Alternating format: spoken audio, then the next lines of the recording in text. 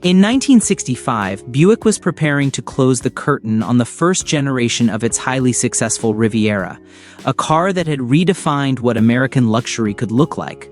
But Buick didn't want this elegant grand tourer to simply fade away. They wanted its final bow to be unforgettable. The result was a machine that perfectly merged sophistication with raw power, the 1965 Buick Riviera Grand Sport, a car that still stands as one of the rarest and most admired expressions of American luxury performance. The Riviera name carried a certain prestige throughout its lifetime, serving as Buick's flagship for personal luxury. Yet, as the years went on, later versions lost much of the magic that made the original so special. The first-generation models, produced from 1963 to 1965, were something different, bold, distinctive, and revolutionary. The car's creation began as Buick's response to an emerging threat, the Ford Thunderbird. By the early 1960s, Ford's Thunderbird had established itself as the gold standard for personal luxury cars.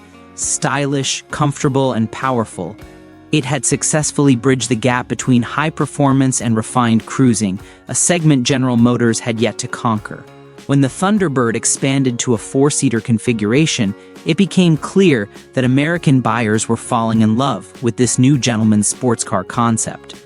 GM needed an answer, and fast. That answer came unexpectedly during a trip to London. Bill Mitchell, GM's head of design, spotted a custom-bodied Rolls-Royce and was struck by its elegance. It sparked an idea. Buick could craft something equally stately, but with the heart of an American powerhouse. Veteran designer Ned Nichols translated Mitchell's vision into sketches that would become the foundation for the Riviera. When the final design was revealed, it was immediately recognized as something extraordinary.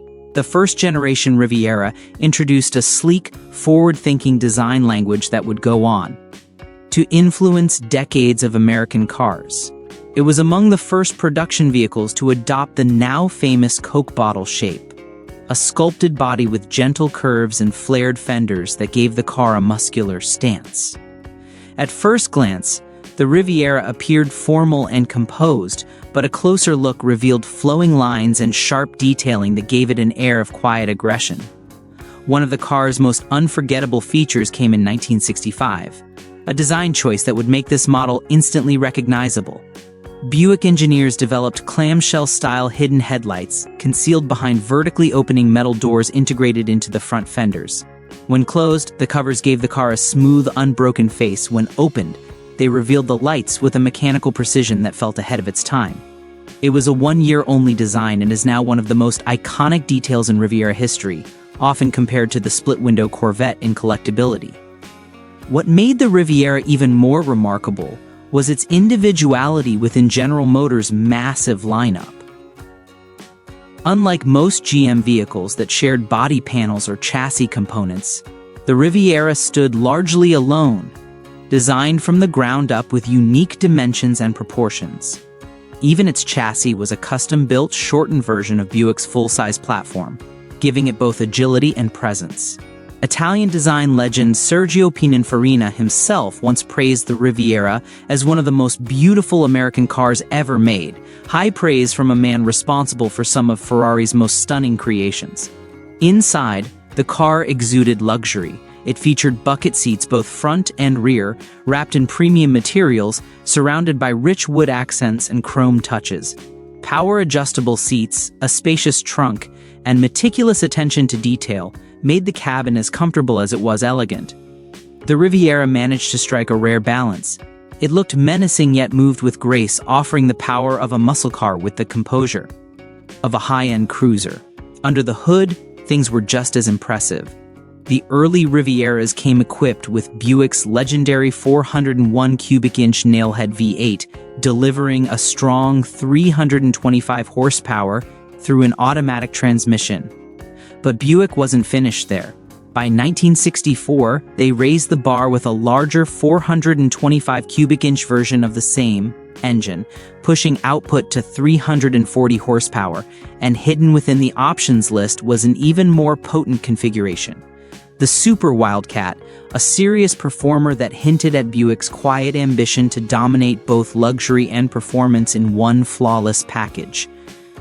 The 1965 Riviera Grand Sport wasn't just another version of the already powerful Buick, it was a statement. Buick engineers took the 425 cubic inch V8 and transformed it into something extraordinary. Dubbed the Super Wildcat, this engine came equipped with dual 4-barrel Carter AFB carburetors, revised internal components, and a more aggressive tuning setup. It was Buick's bold way of saying that luxury and muscle could share the same body. You didn't add twin carburetors unless you were serious about speed, and Buick was dead serious. With the first generation Riviera approaching its redesign, Buick saw one last opportunity to make a lasting impression. That's how the Grand Sport package was born. Limited to just over 30,300 units, these cars represented the ultimate evolution of the Riviera. Elegant, powerful, and rare. Under the hood, the Super Wildcat produced an impressive 360 horsepower at 4,400 revolutions per minute and a massive 460 lb-ft of torque at just 2,800 revolutions per minute. Even though the Riviera tipped the scales at over 2 tons, it could sprint from 0 to 60 miles per hour in around 7.5 seconds and finish the quarter mile in 15.4, numbers that put it right in line with many of the era's top muscle machines. Power was sent through Buick's smooth super turbine 403-speed automatic transmission paired with a 3.4% 2-positraction rear axle as standard equipment. Buyers who wanted a different gearing setup could special order alternate ratios, giving them more control over how the car delivered its power. Despite its weight and luxury-oriented focus, the Riviera Grand Sport could hold its own against true muscle icons of the day. The 1965 Chevelle SS 396, for instance, only managed slightly better acceleration, while the Pontiac GTO, often hailed as the original muscle car, wasn't much quicker either. Even Ford's Thunderbird, the car that had inspired the Riviera's creation in the first place, couldn't match its balance of power and refinement. But the Grand Sport wasn't just about brute force. It had finesse too. When Car Life magazine tested the '65 Riviera GS, they praised its confident handling and surprising composure. For such a large car, it felt planted and stable through turns. Buick's Grand Sport suspension tuning, featuring stiffer springs and shocks, a faster steering ratio, and a ride height lowered by about an inch, gave the big coupe a level of agility most full-size cars could only dream of. The ride remained smooth and comfortable, yet the driver could sense the extra sharpness that came from careful engineering rather than brute stiffness. Braking too was impressive for its time. Massive drum brakes provided solid stopping power, not groundbreaking by modern standards, but more than capable in 1965. Reviewers noted that the Riviera could slow down from highway speeds with surprising confidence, maintaining its composure without excessive fade. Of course, a car this special needed to look the part. The Grand Sport received subtle but distinct cosmetic touches that separated it from the standard Riviera.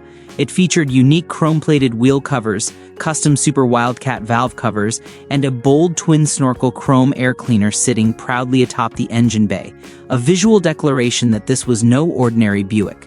To make ownership even more personal, Buick offered something rare for the time. Each Grand Sport came with a metal owner's plate that buyers could send to the factory in Flint, Michigan, to have engraved with their name. It was a classy touch that reflected an era when automakers still built cars for pride as much as profit. After 1965, the Riviera moved into its second generation with a new look and layout. While the hidden headlights remained, the magic of that '65 design with its clean lines and clamshell covers was gone. The later boat-tail Riviera of the early 1970s brought its own kind of boldness but divided opinion, and as the model continued to evolve, it drifted further away from the original spirit.